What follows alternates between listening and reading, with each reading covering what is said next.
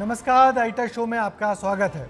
मैं ब्रजेश राजपूत हाजिर हूं दिन भर की बड़ी खबरों के साथ। आज के शो में क्या कुछ है खास, सबसे पहले देखिए उसकी एक झलक। शो की शुरुआत पीएम मोदी के चुनाव प्रचार के साथ। आज पीएम ने चुनाव में बबुआ बुआ का एक नए रिश्ते से देश की जनता का परिचय करवाया। राजनीति में कौन है नई बुआ और कौन है उनके बबुआ, आपको बताएंगे। शो की दूसरी खबर है स्वाति मालीवाल से जुड़ी हुई। आप पार्टी की नेता आतिशी ने आरोप लगाया कि स्वाति मालीवाल के मारपीट के आरोप गलत हैं, झूठे हैं। स्वाति मालीवाल केस में आज बहुत एक्शन भरा दिन रहा। दिन भर क्या क्या होता रहा, आपको बताएंगे आगे।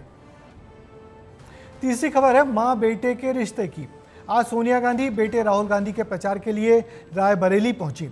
सोनिया गांधी ने इस दौरान रायबरेली की जनता को बहुत ही भावुक अंदाज में कहा कि वो अपना बेटा रायबरेली को सौंपने आई हैं। चौथी खबर है चुनाव के मौसम में हो रही खान पान वाली राजनीति से जुड़ी। बिहार गए एमपी के सीएम मोहन यादव ने क्या खाया और किसका लिया स्वाद, और क्या है उसके मायने, आपको बताएंगे आगे। पांचवी खबर है छत्तीसगढ़ में नक्सलियों की दी एंड से जुड़ी। कैसे साय सरकार बनते ही नक्सली छत्तीसगढ़ से भागने लगे हैं, आपको अपनी रिपोर्ट में और क्या होने जा रहा है बताएंगे। छठवीं खबर है मतगणना की। मध्य प्रदेश और छत्तीसगढ़ में लोकसभा के चुनाव पूरे हो चुके हैं। अब वहां वोटिंग की गणना की तैयारियां प्रशासन ने शुरू कर दी हैं। कैसे होगी मतगणना की तैयारियां और कैसे हो रही हैं तैयारियां, आपको विस्तार से दिखाएंगे। प्रधानमंत्री नरेंद्र मोदी आज उत्तर प्रदेश और महाराष्ट्र के दौरे पर थे। बाराबंकी की सभा में मोदी ने सपा प्रमुख अखिलेश यादव को भी राहुल गांधी के समान शहजादा कहा और अखिलेश की नई बुआ का भी जिक्र किया। दरअसल इस चुनाव में सपा और तृणमूल कांग्रेस के बीच एक सीट का समझौता हुआ है, इसलिए मोदी ने तृणमूल प्रमुख ममता बनर्जी को बाराबंकी में याद कर इस चुनाव को रोचक बनाने की कोशिश की। सुनिए मोदी ने और क्या कहा। देश की राजनीति में बुआ की एंट्री। पीएम मोदी ने किसे कहा बुआ, किस बबुआ को मिली बुआ, किसे मिलेगा बुआ का फायदा। लोकसभा चुनाव के 4 चरण बीत चुके हैं और अब केवल 3 चरण बाकी हैं। ऐसे में बीजेपी के स्टार कैंपेनर प्रधानमंत्री नरेंद्र मोदी इन दिनों उत्तर प्रदेश में ताबड़तोड़ रैलियां कर रहे हैं। शुक्रवार को वो बाराबंकी पहुंचे और रैली की। इस दौरान उन्होंने विपक्ष पर जमकर निशाना साधते हुए अखिलेश यादव को आड़े हाथों लिया। उन्होंने कहा कि सपा को नई बुआ मिल गई है, सपा के शहजादे नई बुआ की शरण में हैं। यहाँ जो बबुआ जी है, बबुआ जी यानी हमारे समाजवादी शहजादे, अब उन्होंने एक नई बुआ की शरण ली है।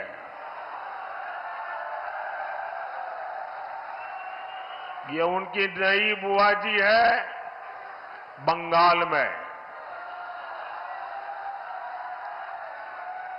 अरे बंगाल वाली बुआ जी ने कह दिया है, इंडी वालों को कहा है कि मैं आपको बाहर से सपोर्ट करूंगी। दरअसल इससे पहले ममता बनर्जी ने कहा था कि वो सपा को बाहर से समर्थन देंगी। यही कारण है कि अब पीएम मोदी ममता बनर्जी को बार बार अखिलेश यादव की बुआ बता रहे हैं। सपा और टीएमसी का रिश्ता बुआ भतीजे वाला इसलिए भी बन गया है क्योंकि उत्तर प्रदेश में इंडिया गठबंधन की तरफ से समाजवादी पार्टी ने भदोही की सीट तृणमूल कांग्रेस को दे दी। ममता बनर्जी ने यहां से ललितेश पति त्रिपाठी को अपनी पार्टी का उम्मीदवार बनाया है।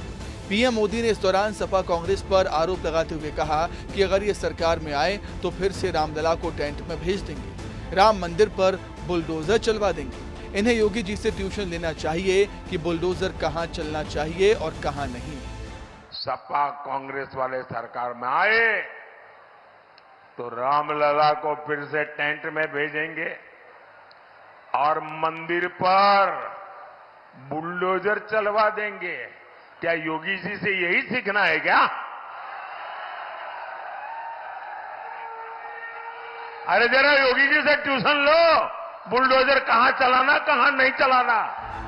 पीएम मोदी ने शुक्रवार को मुंबई के साउथ सेंट्रल में भी जनसभा की।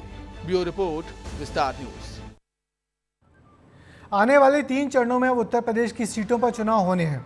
इसलिए मोदी की रोज 1 या 2 सभाएं उत्तर प्रदेश में होती हैं और उनके निशाने पर राहुल और अखिलेश ही होते हैं, जिनको वो रोज नए नए संबोधन से संबोधित करते हैं। वैसे अखिलेश राहुल की संयुक्त सभाओं में आ रही भारी भीड़ बीजेपी की चिंता लगातार बढ़ा रही है। आम आदमी पार्टी की उलझनें खत्म होने का नाम नहीं ले रही। पार्टी प्रमुख अरविंद केजरीवाल जमानत पर तो जेल से बाहर आ गए हैं, मगर स्वाति मालीवाल प्रकरण में लगातार उलझते ही जा रहे हैं। आज स्वाति न केवल अरविंद के पीए विभव कुमार के खिलाफ खुलकर आ गई, बल्कि इशारे इशारे में केजरीवाल को भी राजनीति का हिटमैन कहकर उनका मजाक उड़ाया। उधर दिल्ली पुलिस इस मामले में जिस तेजी से सक्रिय हुई है, उसे लग रहा है कि अरविंद के पीए विभव भी अब जेल जाने से बच नहीं पाएंगे। दिल्ली घटनाक्रम पर देखिए हमारी ये डिटेल रिपोर्ट। सबसे पहले आपको वो वीडियो दिखाते हैं जो आज दिन भर टीवी चैनलों की सुर्खियों में रहा। विस्तार न्यूज इस वीडियो की पुष्टि नहीं करता है, लेकिन कथित ये वीडियो स्वाति मालीवाल से जुड़ा बताया जा रहा है, जिसमें स्वाति मालीवाल का अरविंद केजरीवाल के सिक्योरिटी स्टाफ से बातचीत हो रही है। दावा किया जा रहा है कि महिला की आवाज स्वाति मालीवाल की है। I will do it. आज मैं इन लोगों को सबको बताऊं। हाँ बता देना, वो आपका है। आप मेरे को डीसीपी से बात करेंगे अभी है। तुम्हारी भी नौकरी खाऊंगी अगर मेरे को टच करा। तो तभी तो कह रहे हैं हम तो इसलिए कह रहे हैं हम भले रिक्वेस्ट कर रहे हैं। मैंने अभी 112 पे कॉल कर दी है, लेट द पुलिस का, उसके बाद में बात करूँ। तो पुलिस भी तो बाहर ही आएगी, वो यहाँ तक नहीं आएगी ना। नहीं कुछ नहीं होता, अंदर ही आएगी जो होगा। Please come. ये वीडियो सामने आने के बाद स्वाति मालीवाल ने आरोप लगाए हैं कि विभव कुमार द्वारा आधा अधूरा वीडियो वायरल कराया गया, जिसमें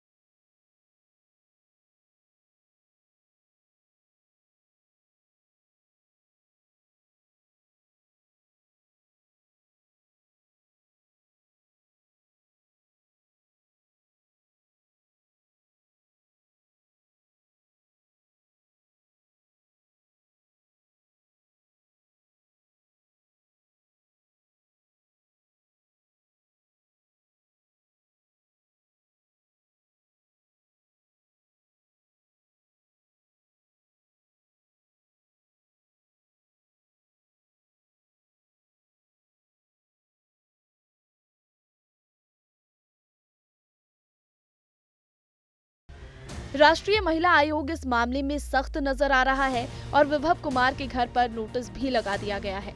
4 दिन जब से ये हुआ है हम लोग कांटेक्ट में हैं। पुलिस को हमने एक्शन टेकन रिपोर्ट मंगवाया था, वो कल आ गया है। स्वाति जी ने, आपको भी सबको पता है, पुलिस से बात की है और पुलिस ने एफआईआर चार्जेस लगा दिए हैं, चार्जेस भी फ्रेम कर दिए हैं। आज उनका मेडिकल भी हुआ है और विभव ने हमारे अभी नोटिस का कोई जवाब नहीं दिया है। आज मेरी टीम फिर से गई है नोटिस इशू करने की। मुख्यमंत्री अगर पाए जाएंगे कि इसमें वो है तो पुलिस भी करेगी और हम भी करेंगे। वहीं इस मामले में बीजेपी भी फ्रंट फुट पर आ गई है। बीजेपी महिला नेता सीएम हाउस के बाहर शुक्रवार को चूड़ियां लेकर पहुंची। लगातार 13 मई से आज तक एक शब्द तक नहीं बोला चीफ मिनिस्टर केजरीवाल उनके पार्टी के राज्यसभा महिला सदस्य, उनके ऊपर जो हमला हुआ है उस विषय में, उसके बारे में चिंता नहीं है और उसके ऊपर बयान देने का भी आत्मविश्वास जिनका नहीं है, ऐसे सीएम केजरीवाल पूरे सामने आकर के क्षमा मांगना चाहिए। मध्य प्रदेश सरकार में मंत्री कृष्णा गौर भी स्वाति मालीवाल के बचाव में सामने आई हैं। बहन स्वाति मालीवाल के साथ अगर इस प्रकार की घटना घटती है तो इसकी जितनी निंदा की जाए कम है। आप पार्टी को विचार करना चाहिए कि देश की महिलाएं क्या सोचती है आप पार्टी के बारे में। वो भले ही अपने मन में बहुत खुश हो जाए कि हम बहुत अच्छा काम कर रहे हैं, लेकिन वो हर मोर्चे पर विफल हुए हैं। आज बहन स्वाति मालीवाल के रूप में एक बहन सांकेतिक रूप से उनसे प्रताड़ित हुई है, ऐसी कई बहनें प्रताड़ित हुई होंगी जिनकी जो पिक्चर में नहीं है। और इसीलिए बहन स्वाति मालीवाल ने आप पार्टी का असली चेहरा उजागर कर दिया। फिलहाल स्वाति मालीवाल ने इस मामले में 30 हजारी कोर्ट में बयान दर्ज कराए हैं। वहीं दिल्ली पुलिस विभव के घर भी पहुंची थी। हालांकि विभव फिलहाल दिल्ली से बाहर बताए जा रहे हैं। स्वाति मालीवाल के मामले में सबसे अहम सुराग अब सीसीटीवी को माना जा रहा है। दरअसल पुलिस उस कंपनी से भी मदद लेगी जिसने केजरीवाल के घर पर सीसीटीवी लगाए हैं। केजरीवाल के घर के बाहर 8 सीसीटीवी कैमरे लगे हैं। घटना 13 मई को हुई थी। इसके 3 दिन बाद गुरुवार सुबह दिल्ली पुलिस की एक टीम स्वाति के घर पहुंची और उनका बयान दर्ज किया। स्वाति मालीवाल के मामले में पुलिस ने छेड़छाड़, मारपीट, जान से मारने की धमकी और अभद्र कमेंट करने के आरोप में शिकायत दर्ज की है। स्वाति मालीवाल के मसले पर आम आदमी पार्टी अलग थलग पड़ गई है। स्वाति मालीवाल ने इस पूरे घटनाक्रम पर पुलिस में जो रिपोर्ट लिखवाई है वो सिहरन पैदा करने वाली है। मुख्यमंत्री निवास पर हुई मारपीट की घटना ने आम आदमी पार्टी की चुनावी संभावनाओं पर भी एकदम से असर डाला है। इसलिए अरविंद राज पंजाब में अपना प्रचार छोड़कर वापस दिल्ली लौट आए और इस नए संकट से पार्टी को कैसे बचाएं इसके मंथन में लग गए हैं। महिलाओं की आवाज बुलंद करने वाली आम आदमी पार्टी के सामने जब मौका आया अपनी महिला नेता की आवाज बनने का, तो पूरी पार्टी एकदम अलग अंदाज में नजर आ रही है। पार्टी की दूसरी महिला नेता आतिशी ने आरोप लगाए हैं कि स्वाति मालीवाल लगातार झूठ बोल रही हैं। वो इस बात का जिक्र तक नहीं करती कि किसी ने उनको छुआ है या किसी ने उन पर हमला किया। तो आज के इस वीडियो ने साफ साफ देश के सामने रख दिया है कि स्वाति मालीवाल जी द्वारा लगाए गए ये सारे आरोप बिल्कुल निराधार हैं, बिल्कुल झूठे। उत्तर प्रदेश में रायबरेली का चुनाव आज एक बार फिर इमोशनल मोड पर पहुंच गया, जब राहुल अखिलेश की सभा में सोनिया गांधी पहुंची और रायबरेली की जनता से राहुल को जिताने की भावनात्मक अपील भी की। दरअसल पिछली 5 बार से इस सीट से सोनिया सांसद रही हैं और इस बार उन्होंने ये सीट अपने बेटे राहुल गांधी के लिए छोड़ दी है।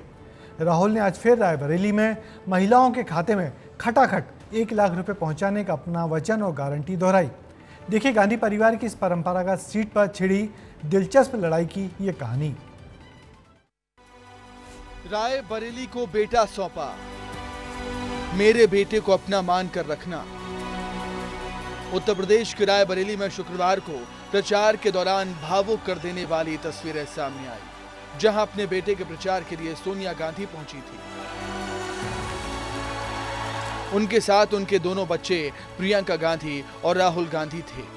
सोनिया गांधी इन दिनों बीमार हैं, आवाज कांप रही थी, लेकिन अपील थी अपने बेटे को चुनाव जिताने की। मैं आपको अपना बेटा सौंप रही हूँ, जैसे आपने मुझे अपना माना, वैसे ही राहुल को अपना मान कर रखना है। सोनिया गांधी ने कहा कि राहुल आपको निराश नहीं करेंगे। राहुल आपको निराश नहीं करेंगे। इस दौरान सोनिया गांधी ने रायबरेली के साथ अपनी और इंदिरा गांधी की यादें भी शेयर की। उन्होंने कहा, हमारा रिश्ता गंगा की तरह पवित्र है। इंदिरा जी के दिल में रायबरेली के लिए एक अलग जगह थी। मैंने उन्हें काम करते हुए करीब से देखा। उनके मन में आपके प्रति असीम लगाव था।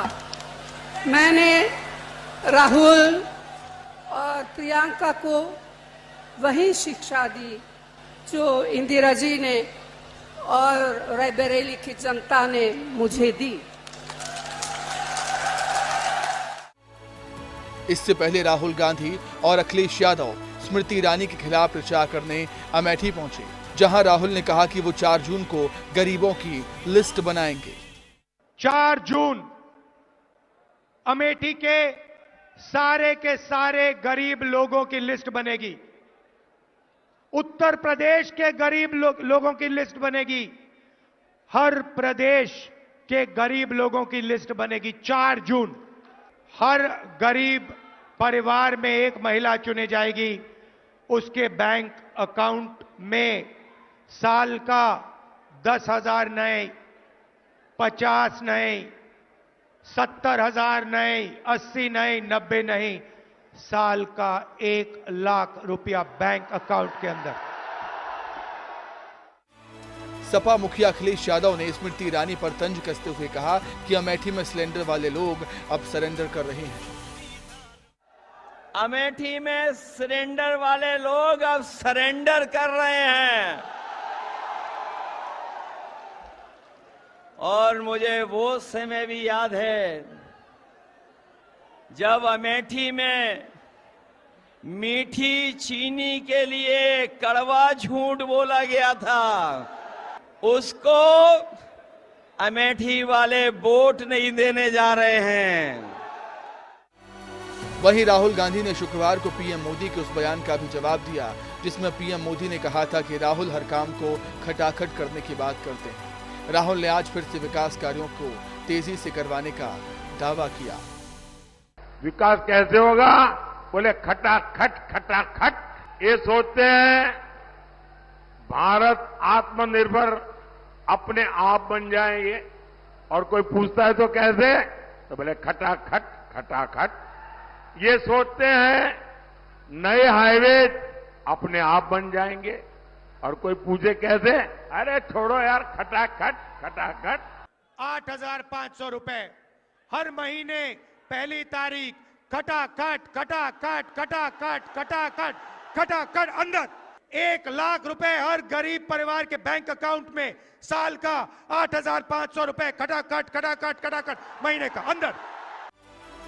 हालांकि राहुल गांधी जिस अमेठी में पीएम मोदी के खिलाफ बयानबाजी कर रहे थे, उस अमेठी को छोड़कर वो चुनाव लड़ रहे हैं, जिसकी वजह से उन पर लगातार बीजेपी सवाल उठा रही है। ब्यूरो रिपोर्ट, विस्तार न्यूज। उत्तर प्रदेश की अमेठी और रायबरेली वो लोकसभा सीट रही हैं जो सालों से गांधी नेहरू परिवार की मानी जाती रही हैं। रायबरेली सीट का तो फिरोज गांधी से लेकर इंदिरा गांधी और उसके बाद सोनिया गांधी ने लंबे समय तक प्रतिनिधित्व किया है। हालांकि इस सीट से इंदिरा गांधी को एक बार राजनारायण ने हराया भी था। हमेशा से गांधी परिवार की सुरक्षित इस सीट सोनिया ने अब राहुल को सौंपी है। देखना यह है कि इस सीट पर राहुल बढ़त का रिकॉर्ड बनाएंगे या किसी तरह ये सीट बचा पाएंगे। क्या किसी इलाके का खान पान वोट बढ़ाने में मददगार हो सकता है? आप भी सोचेंगे भला ये कोई सवाल है, मगर ये वो सवाल है जो नेताओं के खाने पीने वाले फ़ोटो वीडियो सामने आने के बाद बार बार हमसे पूछा जाता है। दरअसल इस चुनावी सीजन में किसी बड़े नेता का कोई फ़ोटो और वीडियो किसी न किसी खास मकसद से ही जारी किया जाता है। तो आज मध्य प्रदेश के मुख्यमंत्री डॉक्टर मोहन यादव का लिट्टी चोखा खाने के समय खींचे गए फ़ोटो सामने आए। आप समझ गए होंगे कि ज़रूर मोहन यादव बिहार गए होंगे। आपने सही समझा, नेताओं के खान पान के फोटो वीडियो के मायने समझाती हमारी ये रिपोर्ट। अगर आप भी बिहार से हैं तो लिट्टी चोखा खाए बिना नहीं रह पाते होंगे, लेकिन बिहार का लिट्टी चोखा केवल बिहार तक सीमित नहीं है, बल्कि ये व्यंजन पूरे देश में आपको आसानी से मिल जाएगा।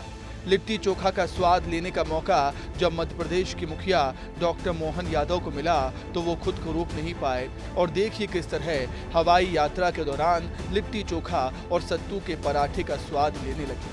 दरअसल मुख्यमंत्री डॉक्टर मोहन यादव उज्जैन से हैं और उन्हें पोहा जलेबी दाल बाफले के साथ ही सभी स्थानीय व्यंजन बेहद पसंद हैं।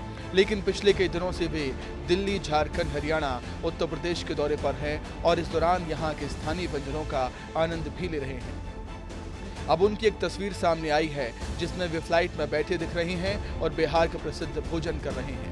एक्स पर इस तस्वीर के साथ उन्होंने लिखा है अनुपम बिहार और स्वादिष्ट लिट्टी चोखा। इसी के साथ ही गर्मी के मौसम में सत्तू के पराठे का स्वाद। यात्रा के दौरान बिहार के प्रसिद्ध व्यंजनों का आनंद लिया, यानी सीएम बिहारी खाने का आनंद ले रहे हैं। लेकिन इस तस्वीर के सियासी मायने भी अलग निकाले जाएं तो ये तस्वीर बिहार और बिहारियों से सीधे जोड़ने का काम कर रही है। बिहार में अभी अगले 3 चरणों में 21 सीटों पर चुनाव होना बाकी है। एमपी के सीएम लगातार यूपी के साथ ही बिहार में भी चुनावी सभाएं कर रहे हैं। ऐसा पहली बार नहीं है कि लिट्टी चोखा की खाने से सियासत में इसके मायने ढूंढे जा रहे हैं। याद कीजिए 19 फरवरी 2020 का दिन, जब प्रधानमंत्री नरेंद्र मोदी ने दिल्ली में लगे हुनर हाट में जाकर लिट्टी चोखा खाया था, जिसकी तस्वीर और वीडियो सामने आया था। पीएम ने दिल्ली में लिट्टी चोखा खाया था, लेकिन इसकी चर्चा पूरे बिहार में हुई थी।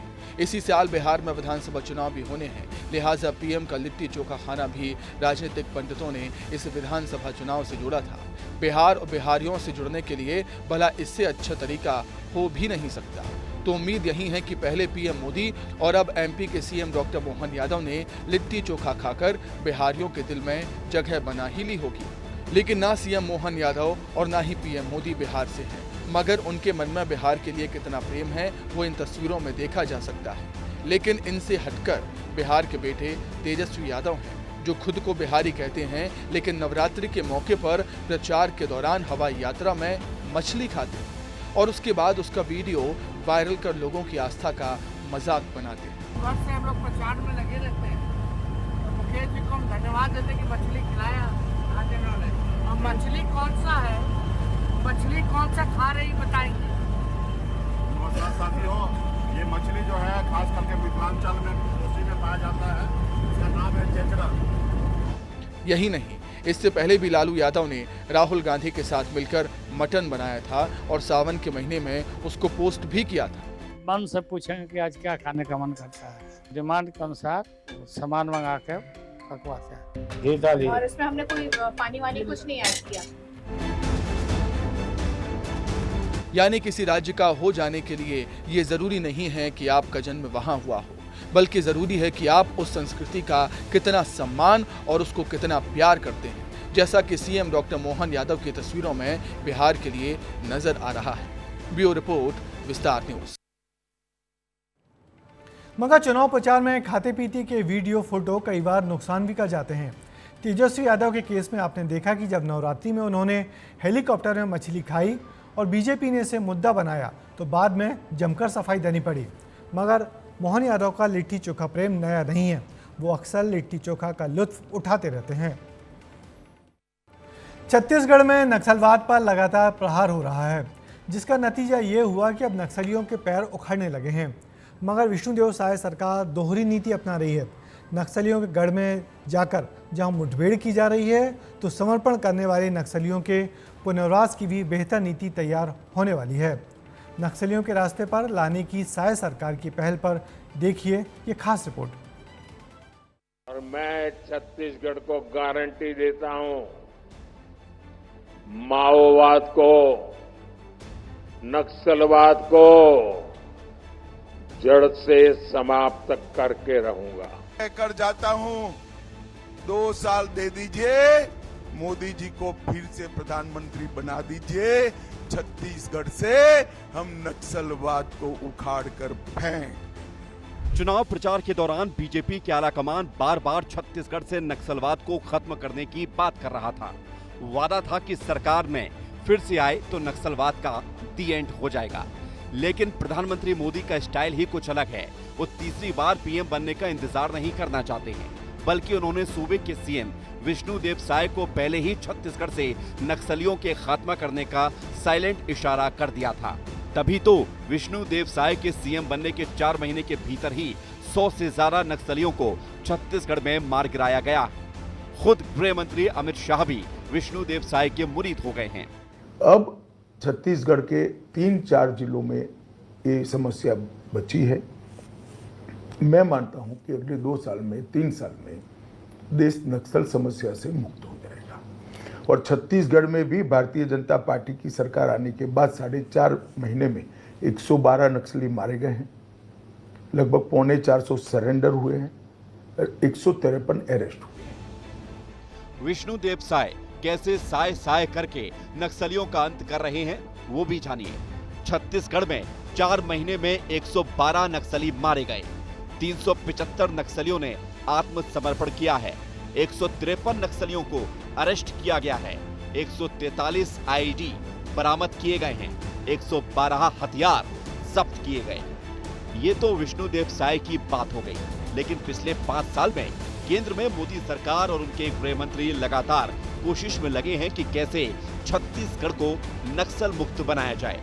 मोदी सरकार की कोशिशों के कारण साल 2019 से नक्सली मुठभेड़ में लगातार कमी देखी जा रही है।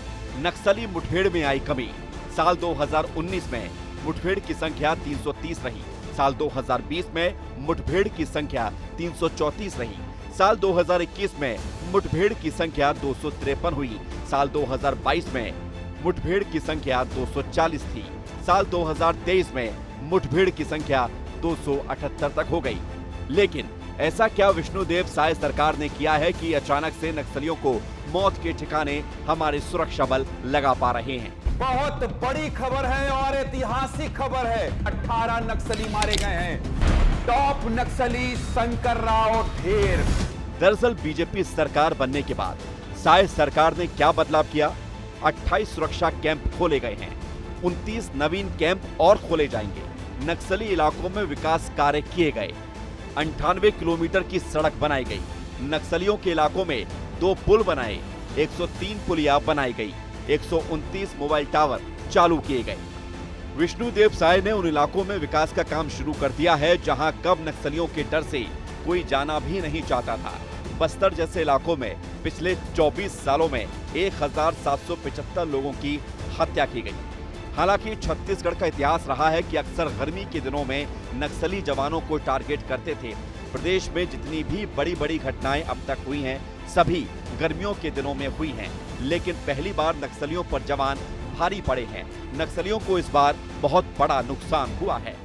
सबसे बड़ी खबर है, 29 नक्सलियों के शव बरामद किए गए हैं। नक्सलियों का शव जो है वो अभी छोटे बेटिया थाना में लाया जा रहा है। सरकार नक्सलियों के गढ़ में आक्रामक होकर तो काम कर ही रही है, साथ ही पुनर्वास नीति लाकर नक्सल की दुनिया को छोड़ने वाले लोगों का भविष्य भी संवारने का काम कर रही है।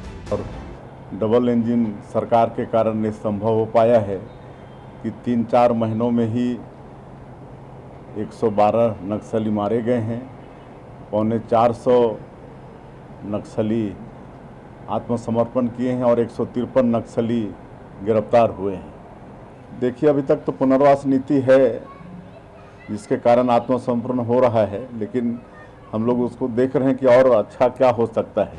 लेकिन कुछ भी हो, कांग्रेस हमेशा की तरह इस बार भी नक्सली मुठभेड़ पर सवाल उठाने का काम कर रही है। जहां गलत होगा कांग्रेस सवाल उठाएगी। कांग्रेस जनता के साथ खड़ी है।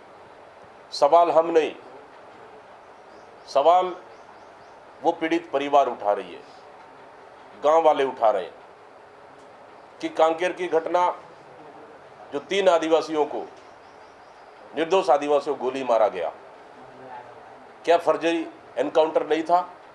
उस पे सरकार अभी तक क्यों जवाब नहीं दे रही है? छत्तीसगढ़ कैसे नक्सल मुक्त हो, इस ओर अब छत्तीसगढ़ सरकार काम कर रही है और यही कारण है कि पुनर्वास नीति लेकर छत्तीसगढ़ सरकार आने वाली है। जब छत्तीसगढ़ सरकार पुनर्वास नीति लेकर सामने आएगी तो क्या कुछ उसमें होगा और किस तरीके से उस पर कामकाज किया जाएगा, ताकि जो नक्सल मुक्त छत्तीसगढ़ की बात बीजेपी सरकार कर रही है, खासकर मुख्यमंत्री विष्णुदेव साय के नेतृत्व में, वो कब पूरा होगा ये आने वाला वक्त ही बताएगा। नक्सली नीति को खत्म करने के लिए जरूरी है कि विपक्ष भी इस मामले में सरकार के साथ मिलकर काम करें, क्योंकि नक्सलवाद से सबसे बड़ा नुकसान कांग्रेस पार्टी को ही हुआ था जब झीरम घाटी में उसके कई बड़े नेताओं को नक्सलियों ने मार गिराया था। ब्यूरो रिपोर्ट, विस्तार न्यूज। नक्सल समस्या वो नासूर है जो लंबे समय से छत्तीसगढ़ में पनप रहा है। केंद्र और राज्य सरकार की सख्ती से अब इस समस्या से निपटने का गंभीर प्रयास हो रहा है। उम्मीद है जल्दी ही इसके परिणाम भी अच्छे आएंगे। मध्य प्रदेश में वोटिंग तो खत्म हो गई है और अब जनता को परिणामों का इंतजार है, इसलिए शासन प्रशासन की बड़ी जिम्मेदारी अब मतगणना करने की है। वैसे मतगणना का काम आसान नहीं होता, बहुत संसाधन लगते और बहुत एहतियात बरतनी होती है। भोपाल में किस जगह कितने बड़े पैमाने पर हो रही है काउंटिंग की तैयारियां, देखिए हमारी इस रिपोर्ट में। मध्य प्रदेश में चुनावों का दौर खत्म हो चुका है, ऐसे में अब प्रशासन मतगणना की तैयारी में लग गया है। भोपाल में भी मतगणना केंद्र पर तैयारियों का दौर शुरू हो गया है। हम आपको बताते हैं कि कैसे भोपाल में मतगणना होगी। काउंटिंग के लिए 20 टेबल लगाई जाएंगी, 2 एम्बुलेंस और 1 फायर ब्रिगेड मौजूद रहेगी। हर टेबल पर 3 कर्मचारी रहेंगे। कुल 60 कर्मचारी को ड्यूटी पर लगाया गया है। फिलहाल मतगणना के लिए प्रशासनिक अमले को ट्रेनिंग भी दी जा रही है। मतगणना का समय नज़दीक आ रहा है, उसकी भी तैयारियां कुछ की होंगी? नहीं, मतगणना की हमारी पूरी तैयारियां हैं। अभी हमारे कर्मचारी जो है वो स्ट्रांग रूम की मॉनिटरिंग हमारे अधिकारी कर रहे हैं, पुलिस कर रहे हैं। 3 टियर सिक्योरिटी सिस्टम है, CCTV लगे हुए हैं और अभी हमारे जो भी लोगों को मतगणना करनी है उनकी ट्रेनिंग्स की व्यवस्था हो रही है, उनके ड्यूटी ऑर्डर लग गए हैं, माइक्रो ऑब्जर्वर्स की ट्रेनिंग्स हो रही हैं, तो सभी तैयारियाँ हम कर रहे हैं। लगभग कितना अमला लगेगा इस पूरी प्रक्रिया? देखिए क्या है कि हर जो भी गणना टेबल है उस पर 3 लोग रहते हैं, माइक्रो ऑब्जर्वर, गणना पर्यवेक्षक, गणना सहायक। तो इस हिसाब से कहीं 20 टेबल हैं, कहीं 17 टेबल हैं, तो इस हिसाब से कर्मचारी लगेंगे। वहीं किसी भी तरह का विवाद ना हो, इसके लिए भी पुलिस प्रशासन सख्ती से निपटने की तैयारी कर रहा है।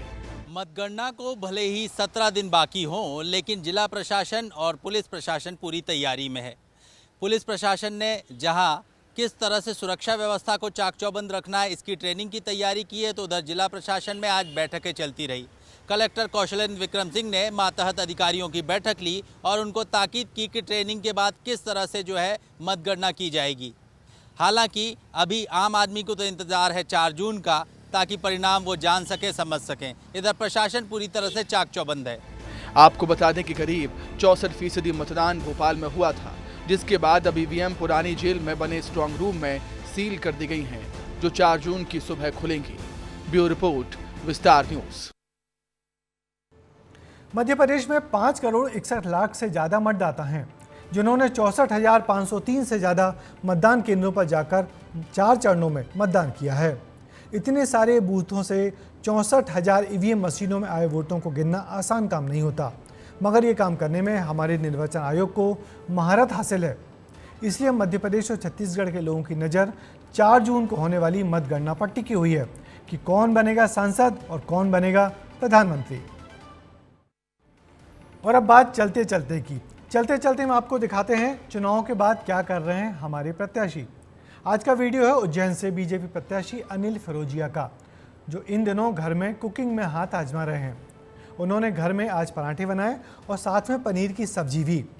इस दौरान वो अपनी बिटिया को अपने हाथों से बना खाना खिलाते हुए भी नजर आए।